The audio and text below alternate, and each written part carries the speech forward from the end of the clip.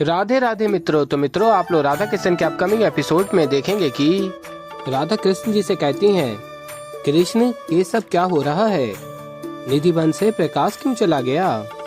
और फिर कृष्ण जी कहते हैं, सुख के क्षण अब चले गए, अब समय चिंता का आ गया है राधा। और फिर देवी पार्वती महादेव से कहती हैं, क्या हुआ महादेव, निधि वन की आभा क्षीण क्यों हो गई, श्री कृष्ण इतने गंभीर क्यों हुए। और फिर महादेव कहते हैं, कर्मों का फल श्री कृष्ण को भी चुकाना होगा गौरी। और कहते हैं, श्री कृष्ण का एक पूर्व कर्म शीघ्र ही अत्यंत दुखद फल लाने वाला है और श्री कृष्ण को इसका आभास हो चुका है, इसीलिए निधि वन की आभा इतनी क्षीण हो गई है। और फिर मित्रों, आप लोग आगे देखेंगे, समुद्र देव आ जाते हैं और कहते हैं, हे राधा रानी, जो मूसल अंश कृष्ण का द्वारिका का अंत कर सकता है, उसे मैं कैसे ग्रहण करूंगा।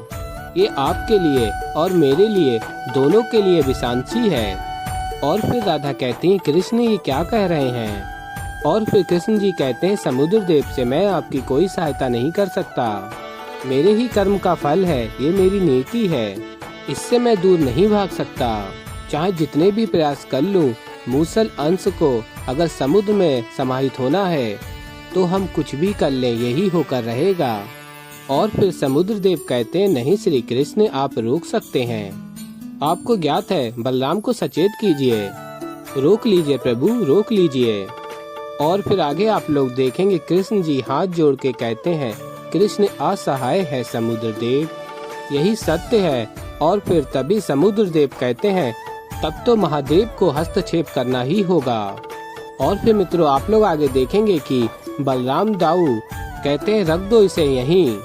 और फिर आगे आप लोग देखेंगे, राधा कृष्ण जी से कहती हैं, कृष्ण क्या सब कुछ जानकर भी सहायता ना करना, क्या अपने कर्मों से विमुख होना नहीं।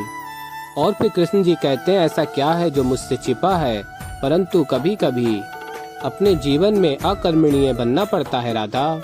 यदि मैं अकर्मणीय नहीं बना तो जो भी मेरी नियति है, मैं उसे कभी प्राप्त ही नहीं कर पाऊंगा। और फिर मित्रों, आप लोग आगे देखेंगे, बलराम दाऊ उस मूसल के चूर्ण को समुद्र में डलवा देते हैं, लेकिन समुद्र देव उस मूसल के चूर्ण को ग्रहण नहीं करते। और फिर आगे आप लोग देखेंगे, समुद्र देव महादेव के समक्ष पहुंचते हैं और कहते हैं, हे महादेव, मैं उस मूसल के टुकड़े को ग्रहण नहीं कर सकता, वो अत्यंत शक्तिशाली है, कृपा कर आप ही सहायता कीजिए। और फिर महादेव कहते हैं, मुझे ज्ञात है, परंतु ये भी सत्य है समुद्र देव कि उस विनाशकारी मूसल को ग्रहण करने की क्षमता केवल आप में है। और फिर समुद्र देव कहते हैं, महादेव, मैं ऐसी नकारात्मक शक्ति को ग्रहण कर ही नहीं सकता जो कृष्ण के विरुद्ध हो। और फिर आगे आप लोग देखेंगे कि महादेव कहते हैं, तो आपकी समस्या को मैं हरता हूँ समुद्र देव। और कहते हैं, श्री कृष्ण आपकी सहायता नहीं कर सकते क्योंकि वो अपने कर्म से बाध्य हैं, इसलिए मैं आपको ये वरदान देता हूँ कि आपको उस अनंतकारी मूसल को अपने गर्भ में धारण करके नहीं रहना होगा। भविष्य में एक ऐसा क्षण आएगा जब वह मूसल खंड धरती पे पुनः प्रकट होगा। और फिर समुद्र देव कहते हैं, किंतु वो क्षण कब आएगा। और फिर महादेव बताते हैं, जब ये संसार उस महान घटना का साक्षी बनने के लिए सज्ज होगा। और कहते हैं, जब वो दुर्लभ, अद्भुत, अद्वितीय घटना घटित होगी, तब स्वयं श्री कृष्ण की इच्छा से ये मूसलखंड धरती पे पुनः प्रकट होगा, क्योंकि तब मेरे आराध्य श्री कृष्ण की अंतिम लीला का समय होगा। और फिर मित्रों, आप लोग आगे देखेंगे, समुद्र देव कहते हैं, धन्यवाद महादेव। और कहते हैं, अब मैं इसे ग्रहण करने के लिए सज्ज हूँ। और फिर आगे आप लोग देखेंगे कि साल्व के गुप्तचर गुरु शुक्राचार्य के आदेश पे मूसल के टुकड़े को समुद्र में डाल देता है। और तभी साल्व कहता, गुरु शुक्राचार्य से सफल हुआ आचार्य, देखिए मूसल अंश समुद्र में पहुंच गया है।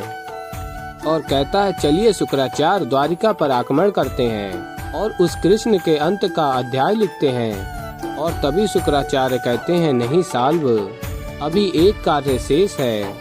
और तभी गुरु शुक्राचार्य चले जाते हैं और साल्व कहता है, कहाँ गए आचार्य, अब और धैर्य नहीं है मुझ में और आप मुझे रोक भी नहीं पाएंगे, आपका जो भी कार्य शेष है आप कीजिए। मैं इसी क्षण युद्ध के लिए समस्त सेना और शस्त्र को सज्ज करने जा रहा हूँ। और कहता है आगे अब इस युद्ध में और विलंब नहीं होगा।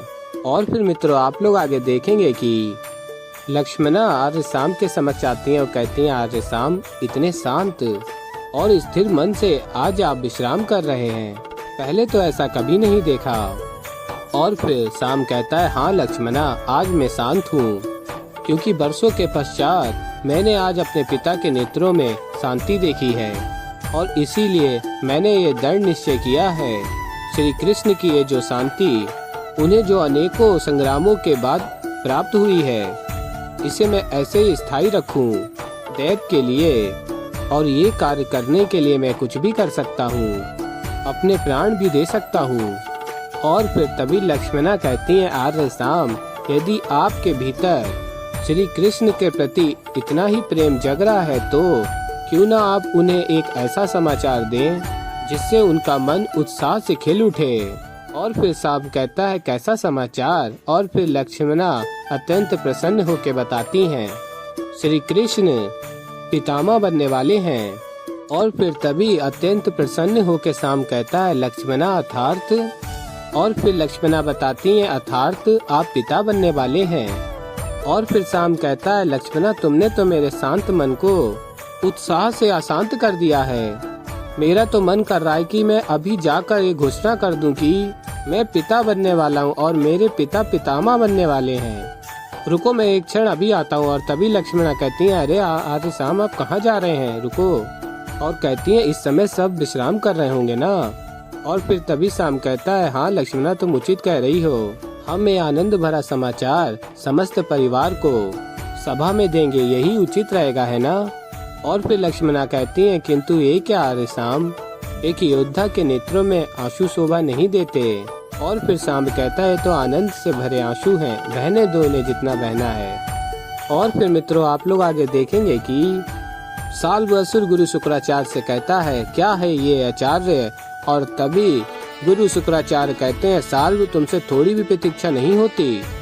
और कहते हैं तुम कृष्ण से युद्ध करो और उसी उद्देश्य की प्राप्ति के लिए मैं तुम्हें ऐसा अस्त्र प्रदान करता हूँ जो महादेव के फल से परिपूर्ण है, महाबल अस्त्र, ऐसा अस्त्र जिसका बल कृष्ण छोड़ किसी का भी अंत कर सकता है।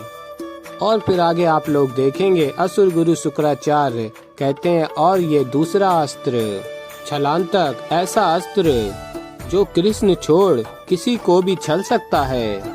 और फिर आगे आप लोग देखेंगे साल्व दोनों अस्त्र को प्राप्त करके अत्यंत प्रसन्न होता है और कहता आचार्य यदि मैं इन अस्त्रों से कृष्ण को परास्त नहीं कर सकता तो इन शस्त्रों का क्या लाभ है। और फिर तभी असुर गुरु शुक्राचार्य कहते हैं लाभ है और कहते हैं यही अस्त्र तुम्हें विजय तक ले जाएंगे। तो मित्रों अभी के लिए इतना ही, मैं मिलता हूँ जल्दी एक नई वीडियो के साथ, तब तक के लिए राधे राधे।